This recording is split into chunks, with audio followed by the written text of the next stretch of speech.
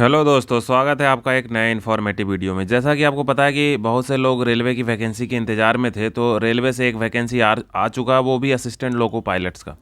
जो लोग आईटीआई किए हुए हैं, ये तो इस जॉब का बेसब्री से इंतज़ार करते रहते हैं, लेकिन ये जॉब आती है तो इनके साथ साथ जो लोग डिप्लोमा होल्डर होते हैं 3 ईयर वाले और जो लोग बीटेक होल्डर होते हैं, इनको भी फ़ायदा हो जाती है। तो चलिए अभी एक ये नोटिफिकेशन जो आया है, इसके बारे में अभी हम लोग जानकारी ये प्राप्त करते हैं। तो देखिए, अब ये आप बोलिएगा कि सर ये नोटिस तो अभी कहीं दिख नहीं रहा।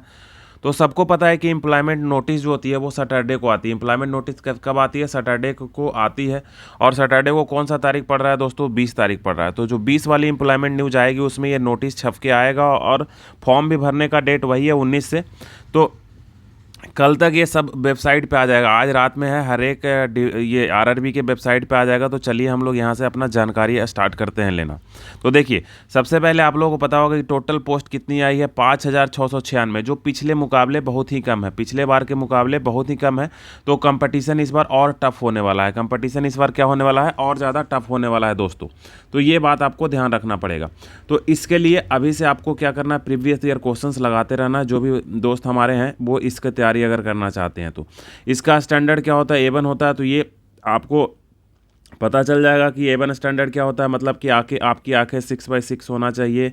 पहला क्राइटेरिया तो यही है। और बाकी जो छोटा मोटा कोई बीमारी आपको नहीं होना चाहिए। ये बहुत ही सिंपल इसका मेडिकल होता है। बस इसमें मेजर है, आपको आँख जो है 6/6 होना चाहिए। इनिशियल पे इसका 19,900 रुपया होता है। ये सब तो आगे की बात में हम लोग देखेंगे। अब इसमें एज जो है 1/7/2024 इसका कट ऑफ रखा गया है, और जब ये डिटेल नोटिस आएगा तब पता चल जाएगा आपको। अब यहाँ पे मेनली आपको इस वैकेंसीज़ पे ध्यान देना है। मेनली इस वैकेंसीज़ पे आपको ध्यान देना है कि 5,696 है। और आपको 5,696 हर एक आरआरबी वाइज अलग अलग सीट होगा। हर एक आरआरबी, जैसे कि RRB Patna, RRB Secunderabad, RRB Kolkata, ये हर एक आरआरबी वाइज अलग अलग सीट आपको देखने को मिलेगा। पहला पॉइंट ये क्लियर है। अब देखिए यहाँ पे फिट मेडिकल में 6/6 होना चाहिए, विदाउट ग्लास, मतलब कोई भी ग्लास व्लास नहीं, फॉगिंग टेस्ट नहीं होना चाहिए, लेजर नहीं होना चाहिए, लास मतलब कोई भी किसी तरह से आँख में डिफेक्ट आपका नहीं होना चाहिए, आपको याद रखना है। अब हम लोग एसेंशियल क्वालिफिकेशन देख लेते हैं। तो दोस्तों, क्वालिफिकेशन क्या होना चाहिए? तो मैट्रिकुलेशन के साथ साथ आईटीआई होना चाहिए।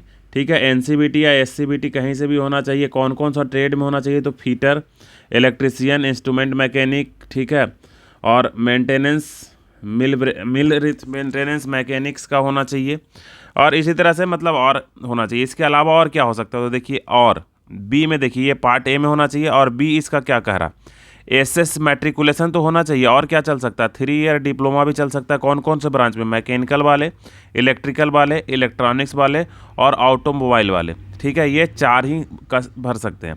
और इंजीनियरिंग भी हो सकता है इन डिसिप्लिन ऑफ इंस्टीट्यूट, मतलब इसी का इंजीनियरिंग भी होना चाहिए। यानी कि जो लोग सिविल वाले होंगे वो फॉर्म नहीं भर पाएंगे। ये ध्यान देने वाली बात है। Degree in engineering discipline as above also भी accepted in lieu of diploma. Diploma की जगह इंजीनियरिंग भी रहेगा तो चलेगा। अब जो ST SC का रिजर्वेशन वगैरह होता है वो उसी तरह से होगा। एग्जामिनेशन CBT होगा, यानी कि ऑनलाइन टेस्ट होगा। आगे हम लोग चलते हैं कि कितना पैसा लगेगा। तो देखिए दोस्तों, 500 रुपया ये भरने में आपको फॉर्म का पैसा लगेगा। अगर आप जनरल कैटेगरी से आते होंगे, ये इतने को छोड़ के, किसको किसको छोड़ के? SC ST, ex serviceman, female, transgender, minorities and economically backward, जो EBC होता है ना, इकोनॉमिकली बैकवर्ड क्लास, जो एक नया डिफाइन हुआ, ये सब को छोड़ के ये सबको 250 रुपये लगेगा। और इसके अलावा आप आते होंगे, यानी कि जनरल और OBC में अगर आते होंगे तो आपको कितना देना पड़ेगा? 500 रुपया देना पड़ेगा। हाँ, अगर आप जनरल के फीमेल होंगे, जनरल से फीमेल होंगे तो आपको पैसा नहीं देना पड़ेगा। OBC से आप फीमेल होंगे तो आप पैसा नहीं देना पड़ेगा।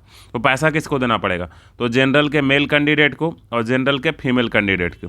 इसमें बेसिकली वो 100 रुपया ही रखते हैं। बाकी अगर आप स्टेज 1 दीजिएगा तो 400 रुपया आपका रिफंड हो जाएगा। इसमें 150 रुपया शायद रिफंड होता है। ये उसका रूल है। बाकी ट्रांजैक्शन चार्ज वगैरह कुछ कटेगा, वो अलग से है। अब अप्लाई कैसे करना है? तो सबसे पहले तो आपको कोई बोर्ड एक चुनना होगा। ये इतना सा जो बोर्ड है यहाँ पे